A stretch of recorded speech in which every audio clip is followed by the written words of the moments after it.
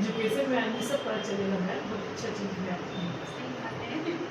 अभी उतना नहीं पता पर यहाँ कैसा लग रहा है और यहाँ आगे आने क्या के चाहते बाद हैं? काफ़ी अच्छा लगा। बहुत सारे सपने हैं वो पूरा करना है। तो अगर मैं एक दो सपना बताना चाहें तो बता सकते हैं। पहले तो मैं स्वस्थ होना चाहूँगी, पहले स्वस्थ होना चाहती हूँ, जो काफ़ी हद तक हो चुकी हूँ।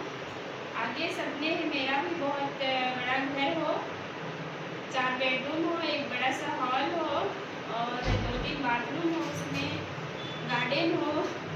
गाड़ी का सपना जो है वो मैं पूरा कर चुकी हूँ, फिर भी यहाँ से कोई अच्छी गाड़ी लेना चाहती हूँ, या तो ऑडी या फिर मर्सिडीज, मर्सिडीज। इससे ज़्यादा तो कुछ अभी नहीं बोल पाऊँगी।